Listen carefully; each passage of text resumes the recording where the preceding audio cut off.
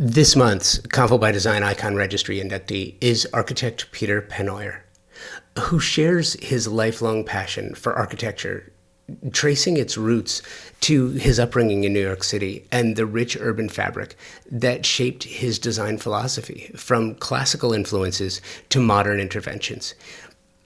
He discusses how context, history, and creativity inform his work across New York, Miami, and beyond.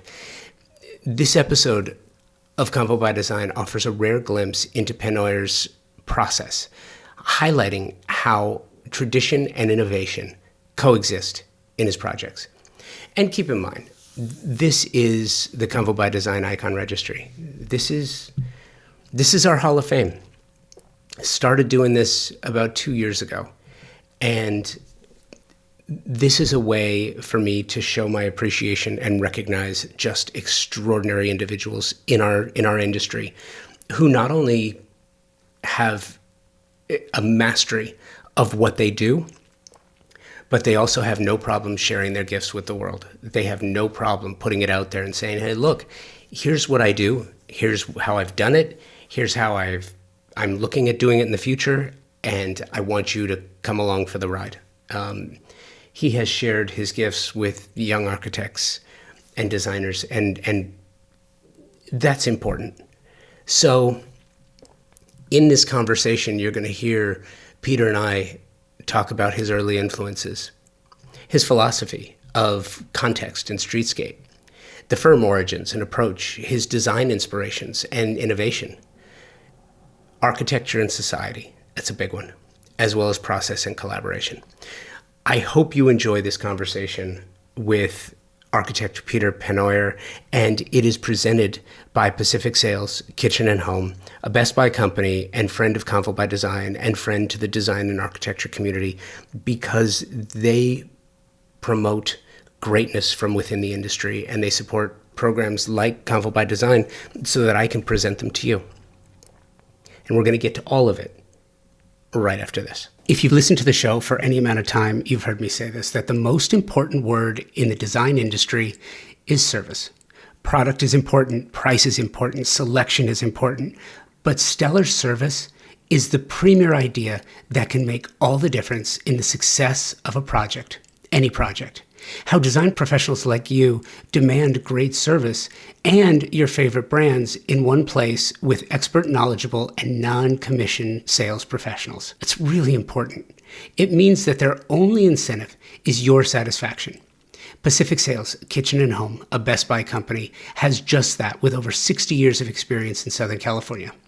Pacific Sales is your destination for exploration, advice, and inspiration. Now, you have the Pacific Sales Kitchen and Home team to help you and offer their Pro Rewards program, which is a trade program unlike any you have experienced before. Earn 3% in Best Buy gift cards, e-gift cards, or 2.5% in rewards checks for every qualified and delivered sale. In addition to special trade pricing, exclusive offers, access to exclusive special events, and so much more than I could possibly tell you about here. And the cherry on top is access to exclusive builder trade incentives from top brands and the stellar service, again, from a company that has been serving the industry for over 60 years. Terms and conditions apply to the Pro Rewards program and builder trade incentives. So visit a Pacific Sales expert at a showroom today for full details and to learn how you can unlock additional savings and benefits. Don't miss out on the opportunity to work with the best of the best. Visit Pacific Sales Kitchen and Home today and elevate your projects to new heights. So I was really, look, anytime I get to speak to an architect like you, I get a little giddy, I get a little excited. I love your work, and one of the things that, in over 8 years of doing the podcast and hundreds of interviews, I have found that the origin story is something that I'm asked about most often. It's like, well, how did they get there? Not where, it's funny because we'll talk about the work and we're going to talk about where you are now, but every journey is different. And I love the origin stories. So I'm curious, I can read the bio, but I want to hear from you. How did you get there? Yeah, so I felt like architecture was always in my blood. I always felt like design was where I was at. And as I grew up in New York City, and a lot of influences. Our next door neighbor was an architect, and I thought that he had the coolest house because it was an old Victorian townhouse, but he'd added a kind of modern duplex penthouse on the roof. It's almost like Le Corbusier visited Midtown Manhattan, and this was in the 60s, and New York was really gray then. I mean, it was not it was dusty and dirty and dangerous. So to have this kind of glistening white modernist penthouse next door was kind of amazing. And my family was involved. My father was on the art commission, which is now called the Design Review Commission. So he would come back from the hearings and he'd always bring these handout packets of drawings for projects, a new school building, some statue in the park. So I was able to see, sort of this interaction between, someone living in the city who cared about design and these buildings and how it might change and improve the city. So a lot of it had to do with seeing New York, and getting to love the streets, and seeing how architecture was changing things, for the better. I used to go around the Metropolitan Museum of Art while the new wings were under construction. And, they may not be my favorite kind of architecture now, but it was exciting to see, and all that inspired me. Backing up a second, it's really interesting for me to talk to creatives of all types, any kind of artist, designer, architect, any type of creative who grew up in a city that is so unique and interesting. I think that we can learn so much from cities and urban planning, and especially when you talk about a city that grows and has this organic life all of its own. And New York City is definitely one of those. I grew up in LA, and LA to me has always been like, I've loved being a native Angelino, because this is where people came to reinvent themselves. New York is where people went to test themselves. It's the old adage from the song, right? If you can make it there, you can make it anywhere. And it's true. And the reason why is because, in my opinion, is it changes so quickly, and it grows and it moves in real time, like a real living, breathing animal. And because of that, I love how something like that inspires you. What did you take from that growing up there as you started your own firm? Well, I think, one lesson is that I became more interested in buildings as parts of streets as opposed to buildings as individual monuments, as standalone architecture. I thought it was much more compelling to find a beautiful street with, 10 houses that had been designed in the 1840s, and then some of them had been modified into the 1920s, but they all fit together and made this sort of streetscape and place and neighborhood. And so I felt traditional architecture and historic architecture had much more to tell me than buildings that were shiny and glass and metal and sort of stood aloof from where they were. So I found like I was a student and an architect, because everywhere we worked, I was learning about what made that place feel like it did and what was special to that place, instead of coming in and deciding that I was a genius and I was going to impose some brilliant new vision. And it was confusing at the beginning, because people would look at our portfolio of my office and they wouldn't see a consistent, style. And so they'd sort of say, well, you did that. You did you did this Gothic thing, and then you did this classical thing. And so, but always it was about the city, and making pieces of, even building in the country and building country houses, making things that felt organically like they belonged there and they were inevitable and they weren't kind of imposed on the landscape. And when I was in 7th grade, the houses at the end of my block were all torn down, and a really monstrous concrete apartment house was put up. which of course blocked the east light, which is sort of disappointing. But I mean, it was going to happen. But I decided to write an essay, and I'd forgotten I'd written about it, right? So my grade school republished this last year. And my 7th grade essay comparing the Plaza Hotel to this apartment tower on 3rd Avenue. So wait a minute. This is a 7th grade essay making this comparison? 7th grade essay. So I'm curious, as you go back and you reread this for the first time since you've forgotten it so many years ago, was it cringy, or did you look at it and you say, those are some really salient points, good ideas? I mean, I think I was trying to organize myself so it wasn't, yes, it's cringy to look at that and you go, oh my God, I was an unbearable nerd. Like, no wonder, so yeah. But I mean, I was looking at the building and counting the parts, so it wasn't like I was inventing anything genius. I was just sort of saying, well, this one has turrets and it has a sloped roof and it has all these beautiful moldings, and the other one has concrete. Along those lines, the difference between something beautiful and ornate, or something like, a brutalist structure, different people look at things different ways. And I'm curious, because New York City is one of those environments where there are protections.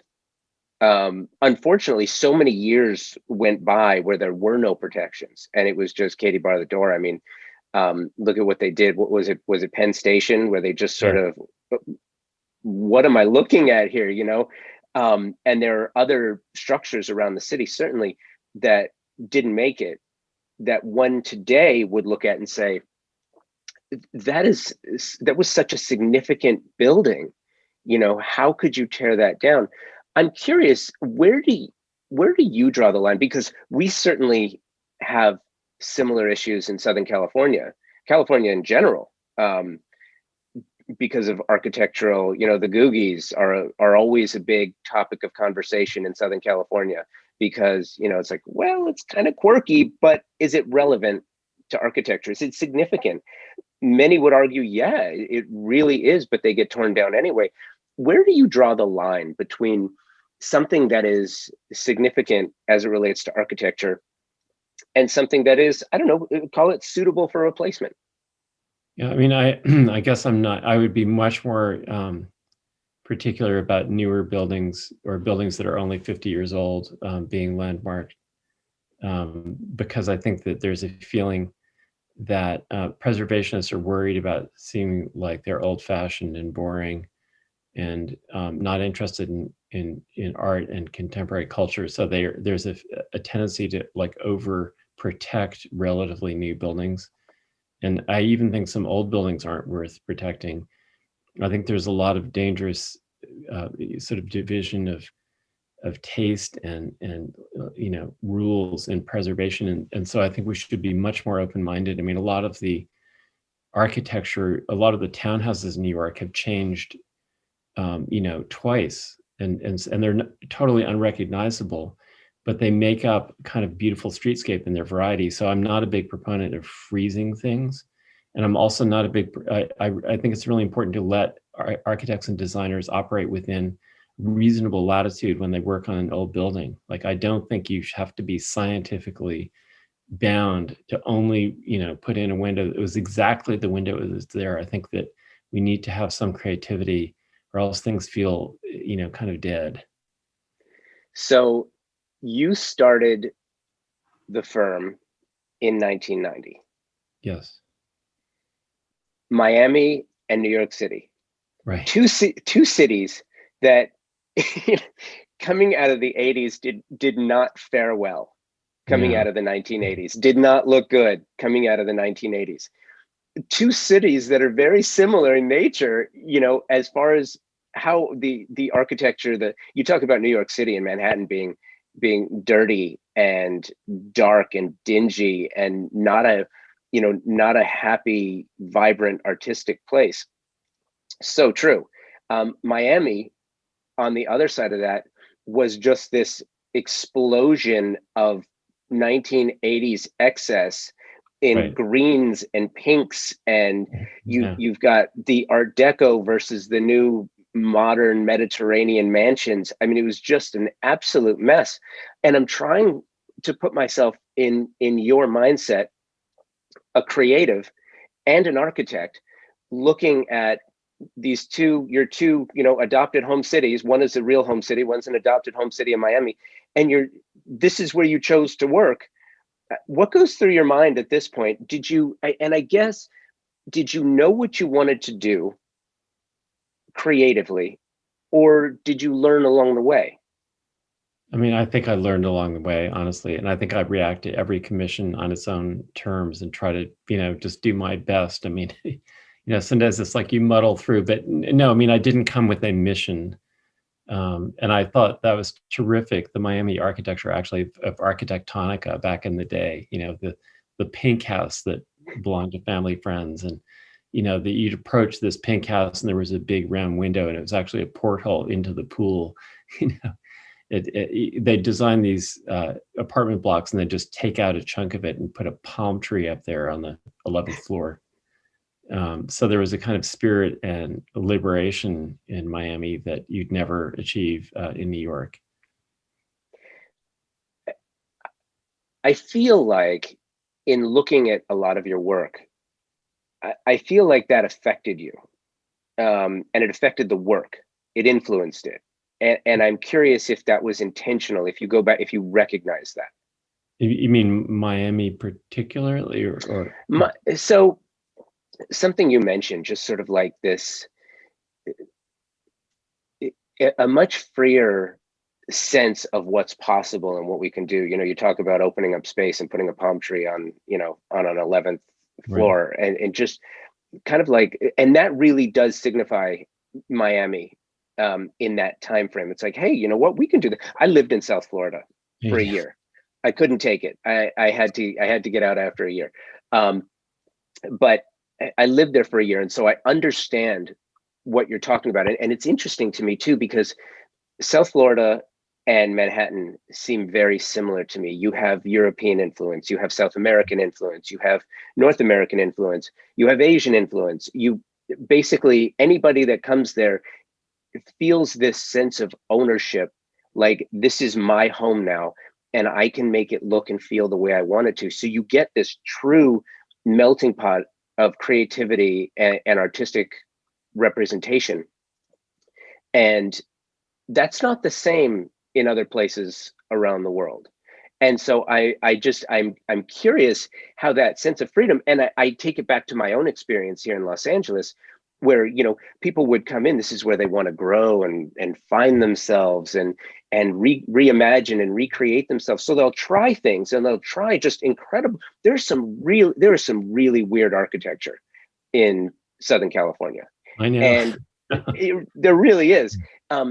And when I say weird, I mean it in the best possible way.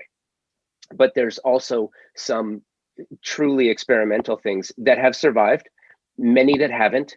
And I think that influence is inescapable.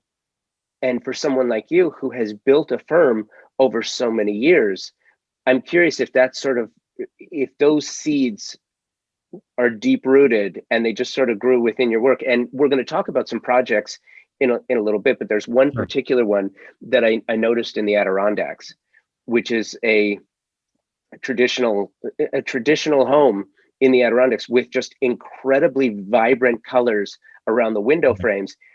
And the first thing that came to my mind is, this is not something traditionally that you would find there.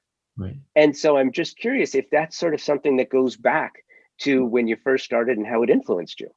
I mean, I think it all comes from looking at other people's work and having 10,000 books. And because I think there is an incredible variety and inspiration and actually kind of wild ideas that are buried in the history of architecture. And people tend to think of it as stultifying, but I think it actually, sparks your imagination.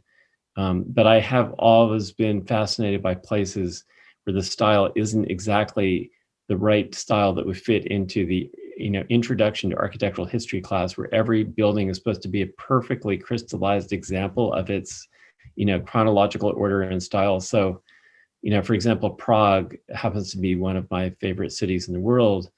And for many reasons, a lot of the buildings there are frankly strange, like there are Gothic buildings there where the tracery, the pieces of stone that are, normally follow the vaults perfectly, kind of in perfect geometry, just look like they were thrown up there by, Jackson Pollock, and they're sort of hanging off in the air. They've turned into expressionist architecture. There are buildings where you normally have an entrance at the middle of the facade, and there's a column that's there. There are all these, permutations of things that are very bizarre there and would not fit into an art history class because, you wouldn't want to have the kids see that. It would confuse them. But I find that all over. In fact, the red windows of that Adirondack project I found in a house that had been designed by Delano and Aldrich, a firm I wrote about. So, people have always had, unusual ideas. And I think that classicism is a living language. It's constantly evolving. The house I'm in now, our house, looks very traditional. Some people think it's an old Greek revival house. But on the ground floor, on the first floor, there's only one room with a door. That's the room the powder room has a door. But there, the dining room, the living room, the kitchen, the stair are all open. And we don't have doors. We just have big curtains between the rooms. So it can look, it can look conservative, but it isn't at all.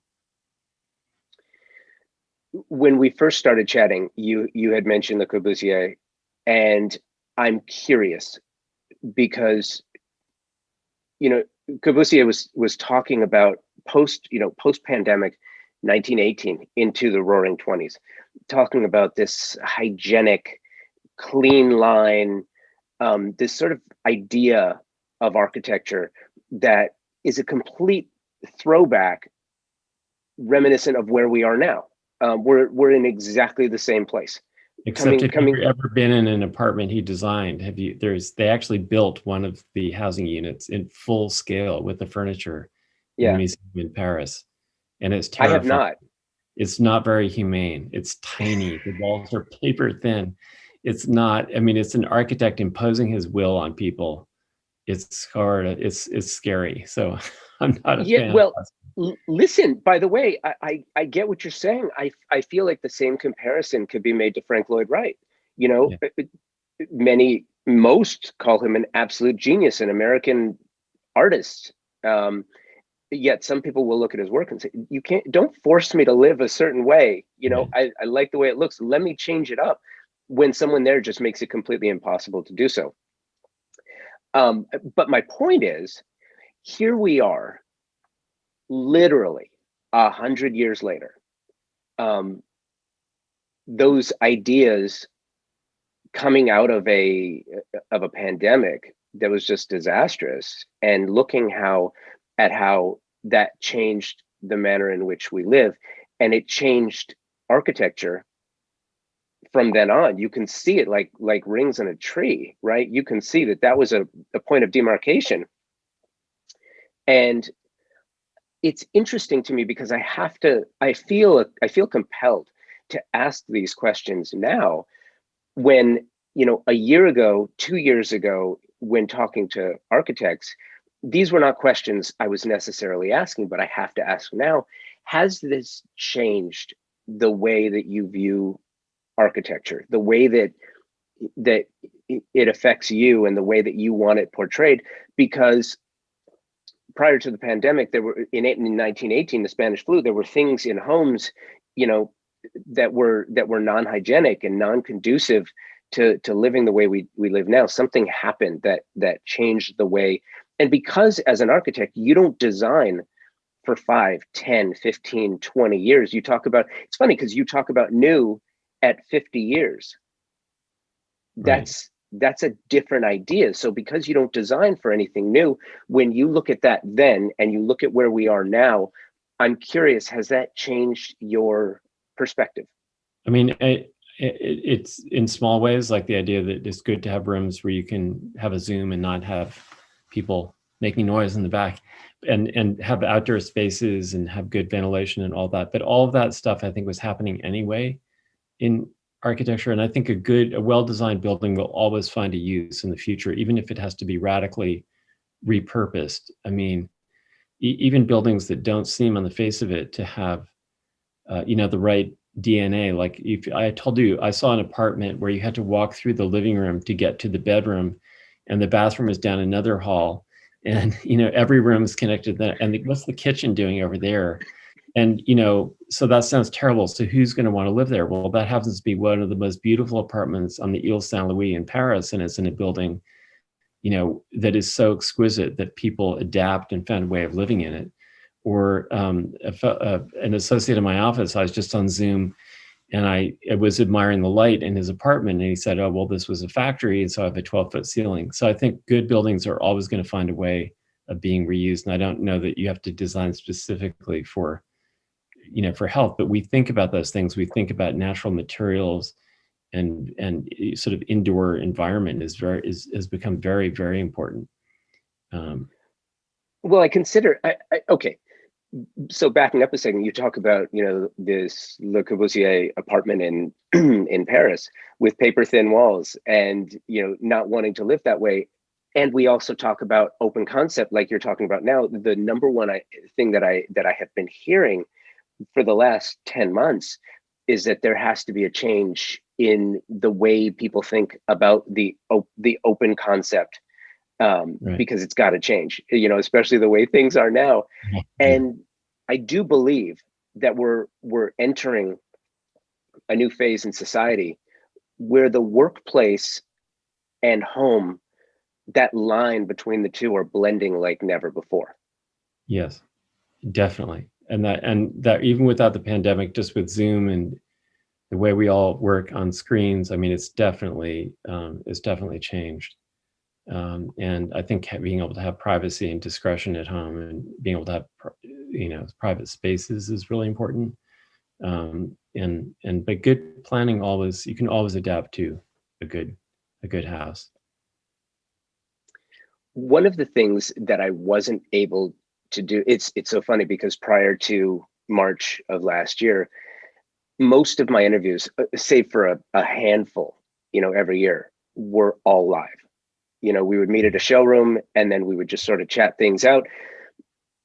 And you know how sometimes you don't realize what you don't have available to you until you have it available to you. And it's Right. like, oh my gosh, this completely changes everything.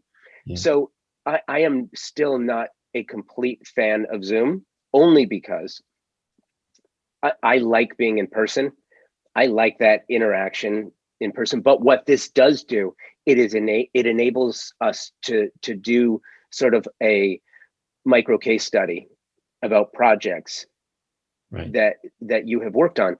And with your permission, I'd like to share my screen with you. Sure. And go to your website. Right. And I kind of want to, I want to talk through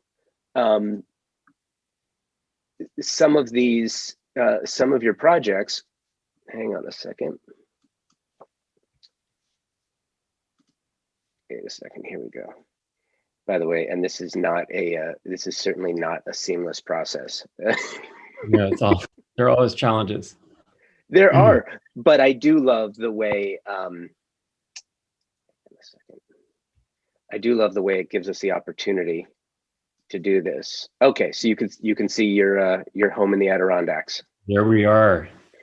So this is the one that I was talking about. I love this. This is the house in Long Barn in the Adirondacks.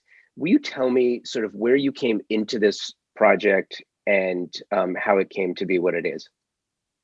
So it's set on 22,000 acres that's shared by 6 families. And so all the houses are clustered around these lakes. And then you have endless miles. I mean, actually, there are bears out there. So I'd always kind of look around before I stepped out the door, but it's very rustic, very remote. And so the materials being extremely rustic, the logs, the siding is cut from boards that aren't trimmed. So the bark is still on the edges of the boards. And then, but the whole thing becomes, I think, quite possibly gloomy. So the red is supposed to pop away from that kind of deep woods gloom and give it a little bit of life. I feel like you have masterfully blended modern, traditional, contemporary, and rustic all at the same time. Thank you. Was that the intent? Yeah, I mean, the intent was to do something that felt like it belonged in the Adirondacks. And I think there's always been that sort of Eastern influence in design at houses there. And so, yeah, I mean, I was trying to keep it very abstract. The columns are actually posts. I mean, they had a collection of big, like military vehicles and different things. So I had to make a huge barn, and there's a bunk room and there's a caretaker's house. But you have to be able to drive the fire truck through, right, in case there's a fire.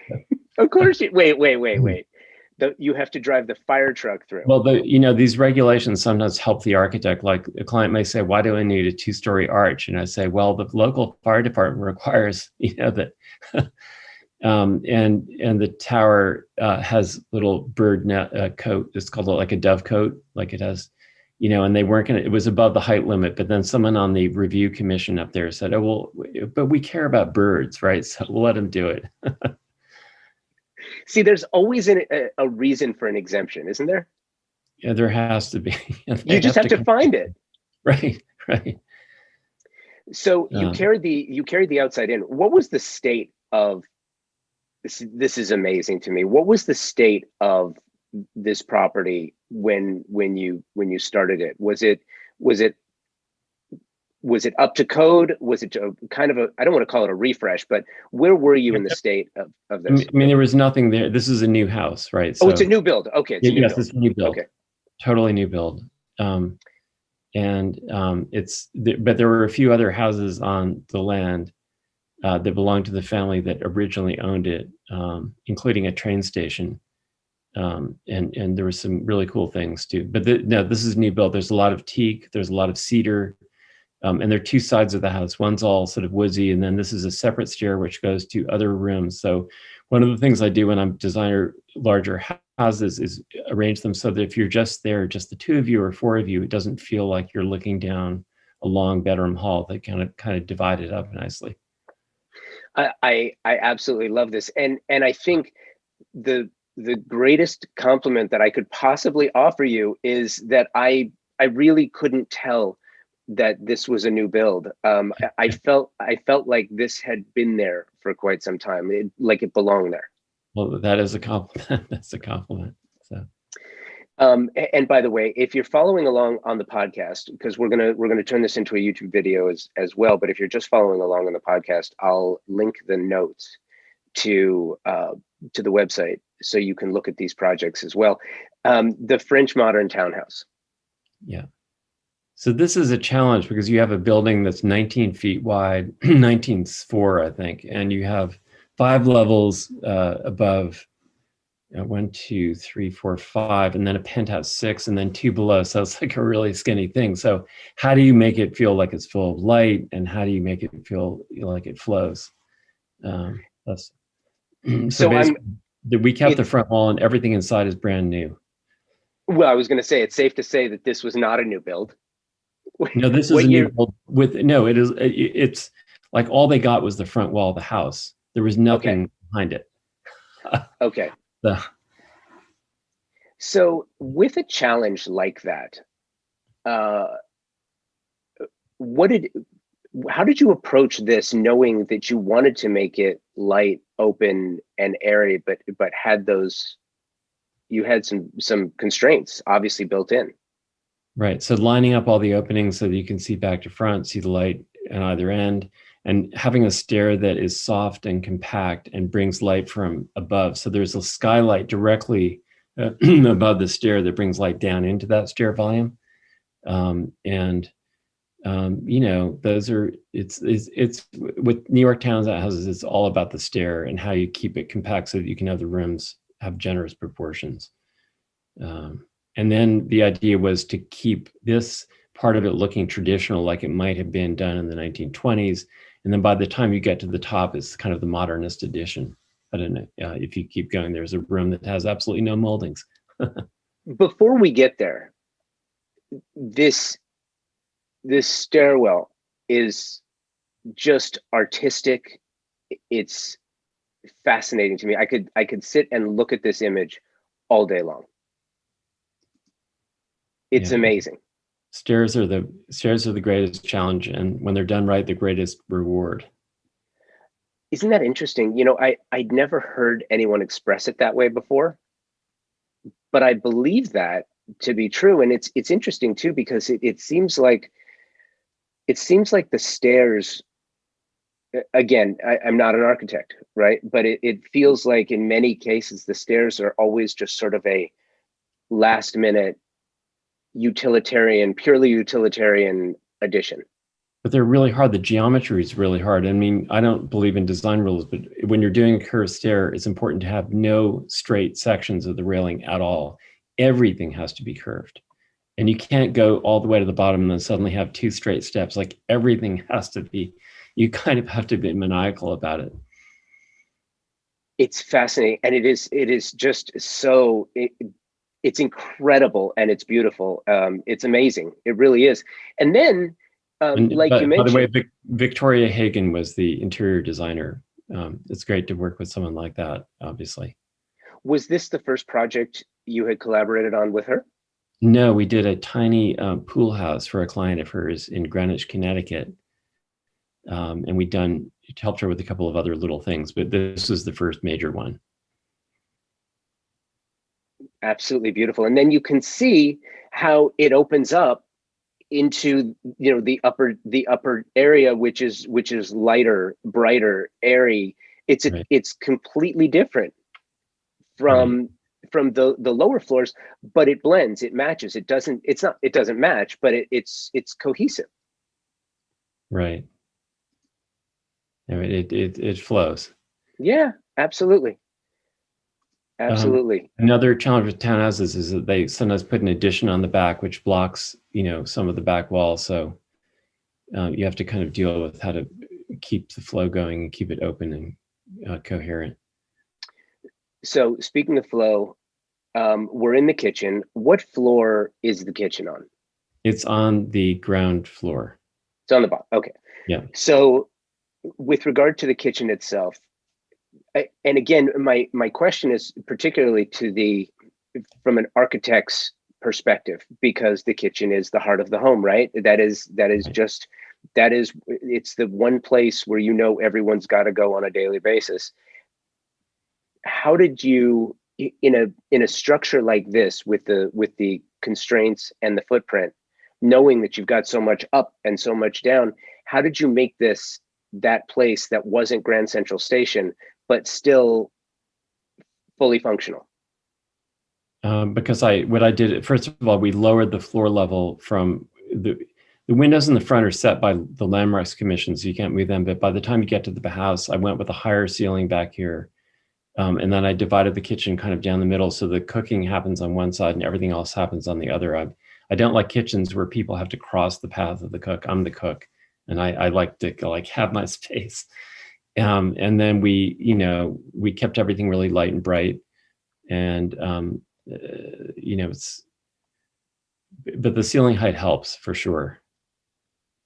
What you also did is you spaced out all of the appliances, and then everything is surrounding this amazing island with one of two sinks. Right. And again, just it's the detail. Love the detail, because you've got 2 sinks, but you've also got a pot filler over the stove, which means the functionality, it keeps you from having to cross. You're talking about crossing lines. Yeah. Fully functional. Absolutely love this. And then you have this blend of light and dark, and I love how it all works together. I think is this a his and hers Yeah, so her closet scenario. bathroom is very feminine, and his is kind of wood. Yeah. Yeah. And sorry, again, where is this? The house is on the Upper East Side of Manhattan. It's off of Fifth Avenue. And it's interesting too, because you call this the French modern townhouse. This really, it could be anywhere, right? I love that you've showcased this kid's bedroom. This is probably one of, so I'm pointing out a couple of things because I have always subscribed to the belief that small spaces are my absolute favorite spaces, because I feel like having had so many conversations and being such a fan of design and architecture, small spaces test a creative like nothing else. Big spaces are great, and I'm not knocking, the large space with a big budget, but that's not a challenge per se. Yes, being creative is still an artistic representation. You still have to be creative, but it's not a real test. Going big while being small, that's a test. And this child's bedroom, as I'm looking around, you've made use of every inch and nothing's missing. Yeah, everything's built in. There are little lights. See the 3 little lights, and there are lights on the other side. There's a reading light. There's grommets for, eventually laptop, right? There's sort of, it's very compact. It's very compact, but it doesn't feel cramped. You have bunk beds. You have lighting under the bottom bunk where the desk is. The window carries the light through, but you've also got a seat that is within the window, and plenty of storage. I love how it feels to me like everything was thought out and nothing's missing. And that's a big ask in a small space. Yeah. So again, now this feels like a office / playroom / crafts room / It's a playroom. Like it has a linoleum floor that you can spill paint on. Like there's no grout. It's like sheet linoleum. The walls are magnetic, so they can use these little magnets to put their art up. It's a playroom. It's a make it messy room. The walls are magnetic? I mean, it has magnetic in the panels behind the white glossy paint. There's like a sheet of, it's steel. So it's really, you don't have to use push pins. I mean, it could have been cork, but it's cool because it's shiny, white, glossy. And then you go from that to an elegant and completely sophisticated seating room for the adults. Right. And this is definitely the point at which I can come up with a story. It's a story. It's fiction. Someone did this house in 1920, and then their uncle came back from Paris, in 1930, and he'd studied with so-and-so, and he wanted his own little lair on the top. So he built this modernist thing at the top. It's not the same architecture as downstairs, but the French doors have that proportion, and the Cremon bolts are French hardware. And so it does have that a little bit of a connection to the rest of the house. So for me, the obvious question, and then we can move on to another project, is you have a baby grand sitting in this room, and I'm curious how it got there. I mean, physically, how it physically got there. Gee, listen, we have, this is nothing. I had to get a 7-foot solid marble tub that weighed 3,200 pounds into a penthouse 2 blocks from here. In December, we had to deliver a 12-foot high clock that weighed 3,800 pounds into the new train station on 34th Street. So, do you ever film yourself doing this? I have. We have a film of the clock being raised up.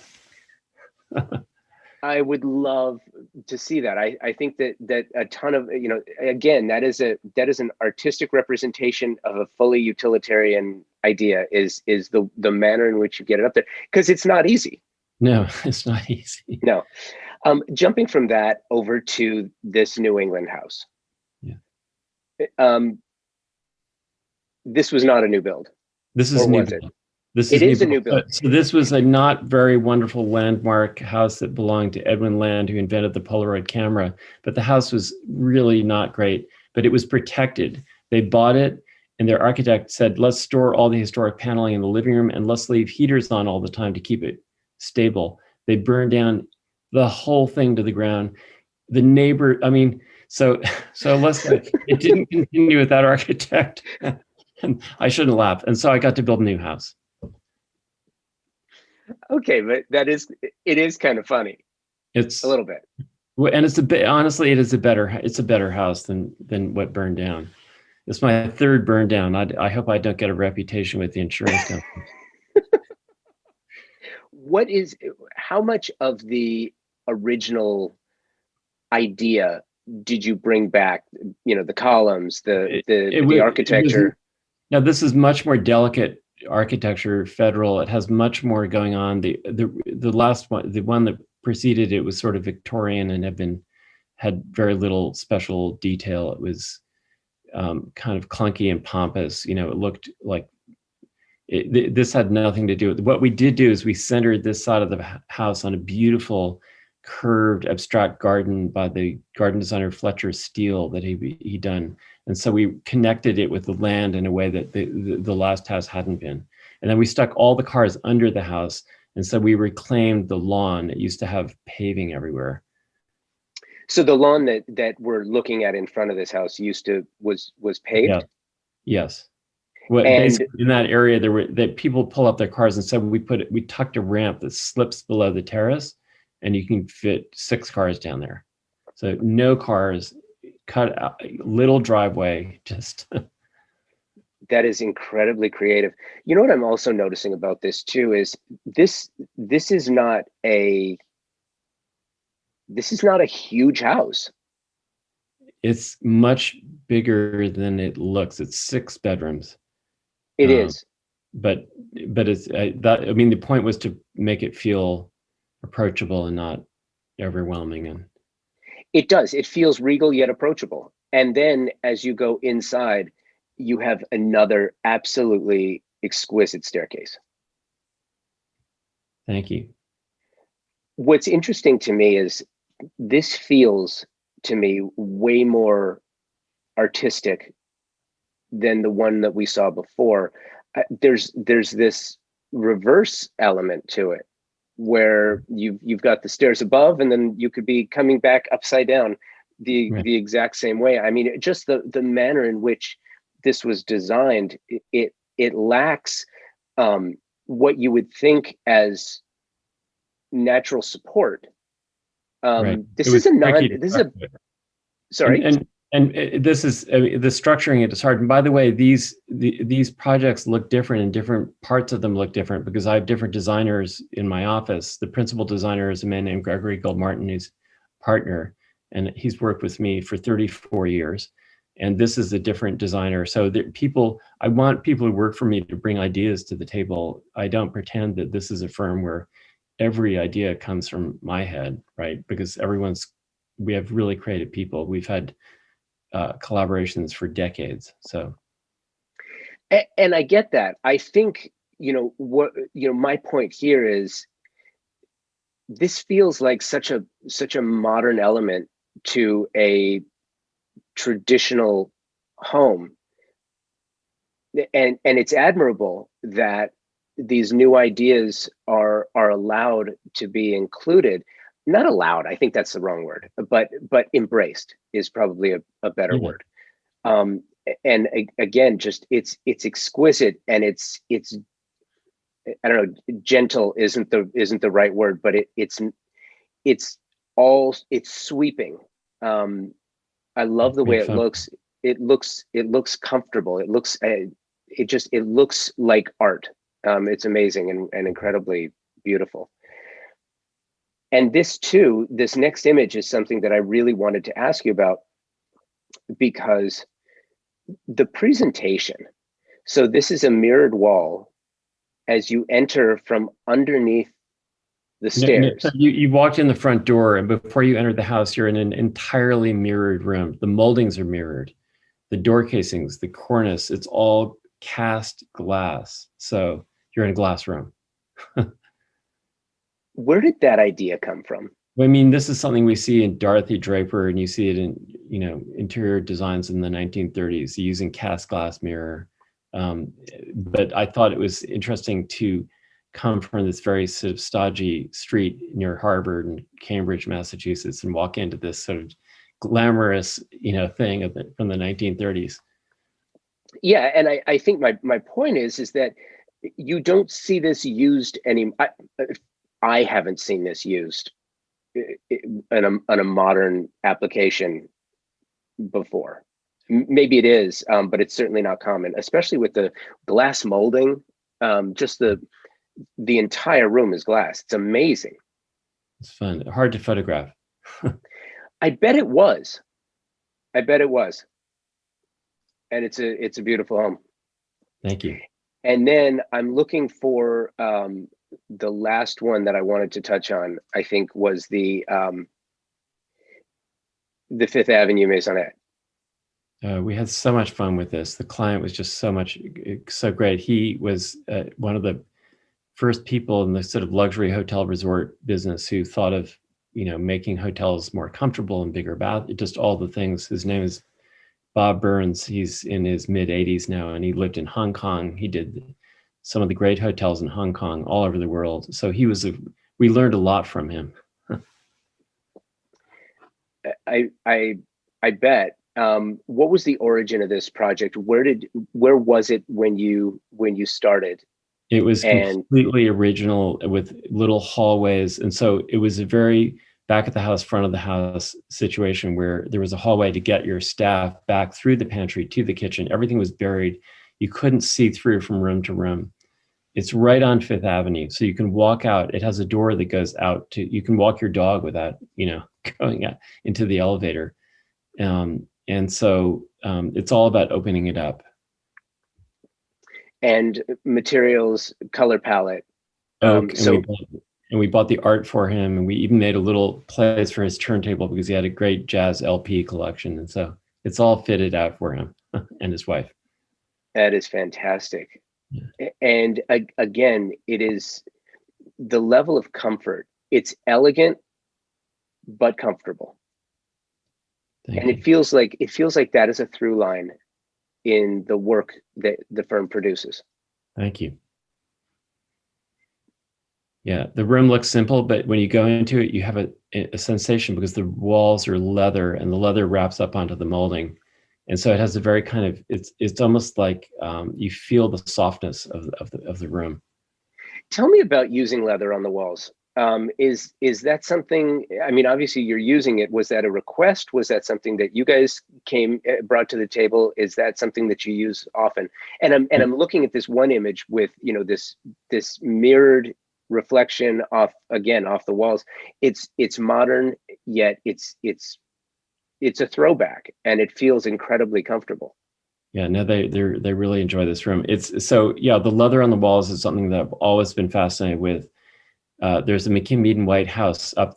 This is architectural history showing you that these people were really crazy and imaginative. They did a whole room in leather on a house on 79th and 5th in 1908. And even the moldings, instead of having moldings, it has little brads like upholstery tacks describing all the patterns, the door frame, like everything in the room is leather.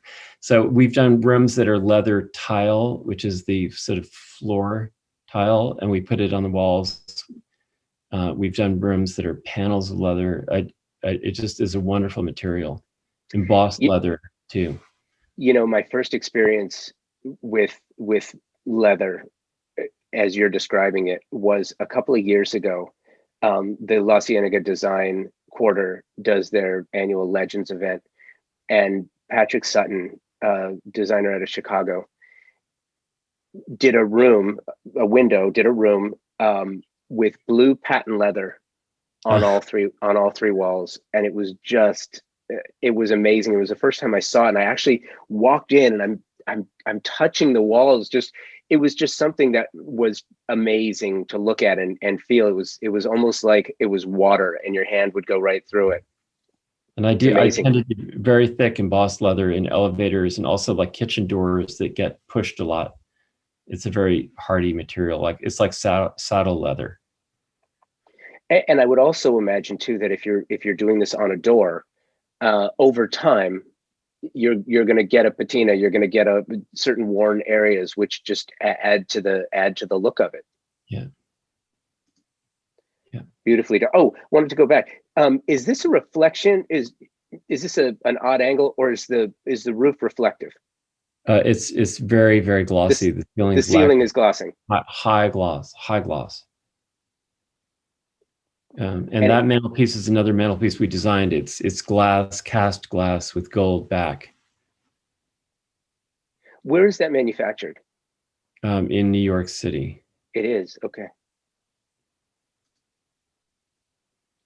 Absolutely beautiful, and it's a lot to take in. Okay, so look, here we are again in a relatively small area, small space. The bar is exquisitely appointed, and is the image on the right, is that the kitchen? That's the kitchen. That had been a pantry and a kitchen. It has so many appliances, but I disguised them all in this fiddleback sycamore. And then we design our range hoods. We have these range hoods made of metal with glass panels so that they become kind of a luminous, light when especially if you're eating in a kitchen. I like to use that as a kind of a luminous source. That's fantastic. So all the appliances are paneled. So we're looking at them, you just don't notice them. We just wanted to be very calm. Beautifully done. Thank you. And what's interesting again is you have this juxtaposition of a cozy and dark, yet the hallway on the other side is not large, but it doesn't feel small because of the way that you've opened it up vertically, and the color palette. Right. It's a building that's very narrow. The whole building is 27 feet wide. And so every apartment the plan is sort of the same. So it's fun to see what other designers have done. Actually, Valentino lives upstairs, believe it or not. Really? And yeah, and his apartment is so layered. It's like full on crazy Peter Marino, Russian Regency and everything. It's amazing. So here we are in the bath. Will you do me a favor and just sort of walk me through the materials used here? Because that sink, that wall, the glassed cabinet, I mean, just all of it is amazing. Yeah, so that bathroom on the left is all Calicut stone with a waterfall around the vanity, and that was for the client who does hotels. So he had a lot of ideas about storage. We learned a lot from him. The one on the right is pink marble with white marble inlay panels, and then mirrors. So it confuses some people. They think it might actually be a really well-preserved bathroom from 1935, which is kind of crazy. And that's her bathroom. And the light is really, the pink stone really does reflect the light nicely. So I have a relatively pedestrian question for you regarding the stone, the marble, and the slabs. It's such a challenge to match veining in this way. How do you shop for stone?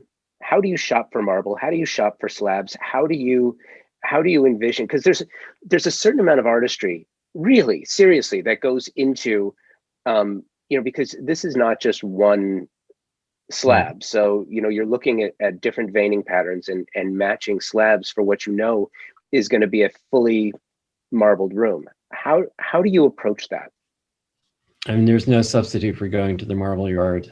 I've even been able to go to Carrara for a couple of projects. That's really fun. But going to the marble yard in Brooklyn or Queens, looking at the slabs and then making sure that that you get a really good high-res photograph of every slab, and then we put it into our system, and so we then digitally match them and move them around. And then we can blank out and mark out the actual slabs to match the, it's sort of part of the shop drawing process is actual slab layout and trimming. And then I imagine too that the relationship with your fabricator is incredibly important. I know, they do such beautiful work, but on one project, I still told the client, I better go back to Italy to make sure that it all looks good before they pack it up. Because I said, if it arrives in Ohio and it's not right, it's not going back. And so he agreed. Of course, I went, had a couple of great dinners, looked at it. It was all perfect. I didn't need to go. Yeah, but you did. You definitely did. Want to wrap this up with something that we were talking about before, and you had mentioned that you know, I'm paraphrasing, but you know, you celebrate different ideas within the firm. And to me, that seems to be really one of the biggest challenges at a firm once you get above a certain size, is you bring people in and you're going to get new ideas. You have a firm with a reputation, and there's always a struggle. What's new? What's too new? How do I embrace new ideas without changing the aesthetic or the ethos of the firm? That's a big challenge, and that falls on you. What's your attitude towards this? What's your philosophy as it relates to that? How do you encourage innovation and creativity without going back to, you know, what New York and Miami were in the 1990s, coming out of an overly expressive 1980s?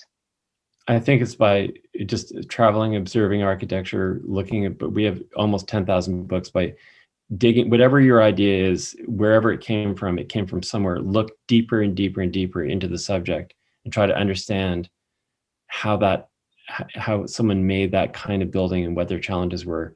If you really are thoughtful about it, it won't come off as a, you know, flavor of the moment design idea. And whatever you do, I think when you come, for younger people, when they come to a firm, don't feel insecure like you have to sort of cannibalize the best projects that have been published before by that firm. That's sort of a trap you could easily fall into, right? Say, everyone loves that, so let's do another one of those. Well, you know, that's not going to work. It never does work, because anytime you actually copy anything, it's never going to feel like it has any life force at all. It's always sort of stillborn, you know. It's that it's maintaining authenticity and still trying new things. And I think that's with design, it's one thing, but with architecture, it's often something completely different. And again, I think it goes back to the fact that you're not designing for 5, 10, 15, 25, or 30 years. You know, you call 50 years new. And so you're really looking at something that's gonna have stand the test of time for, you know, 100 years plus. You know, that makes you almost architect as futurist. Well, I mean, we also have the advantage of building at a time when our houses are so much better than anyone was building, like in the 60s, 70s, 80s, because the construction is just so much better. The insulation, the performance, the environmental aspect. Those really were teardowns, unfortunately. I mean, yeah, or burn downs in some cases. I know. Don't tell anyone. Well, actually, I think you just did. I think I've done 4. Oh my God. Well, listen, I mean, you could look at it that way, or you could say, hey, it's something we specialize in. Yeah, but I always tell people, like, if you're looking in the country, try to find a place where there's a really nasty asbestos ranch house, because in other words, build where you can tear something down so that you're improving the environment. That's what we did here. Like, we cleaned up the oil, we cleaned up the asbestos, but we put the house where a house was, and there was a house here before. So normally the trees are bigger, the land is already accommodated to a house. I'm not talking about suburbia because it's not really an issue there, but I don't like to build new houses in agricultural fields. It always feels wrong. And I don't like people cutting way up, you know, knocking down a lot of old trees. Like, I feel like there's a place where the house should be historically, and it probably should be there. I love that. And again, it speaks to the authenticity of it. Peter, thank you for the time today. Thank you for the journey. This was a lot of fun, and I really appreciate it. Thank you so much. I enjoyed it. Great.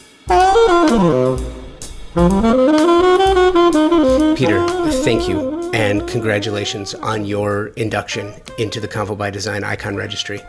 And thank you for taking the time to share your thoughts and ideas, and for all you do. Thank you to Pacific Sales Kitchen and Home for presenting the Convo by Design Icon Registry. And thank you to all of my partners and sponsors, TimberTech, the AZ Company, Pacific Sales, Best Buy, and Design Hardware.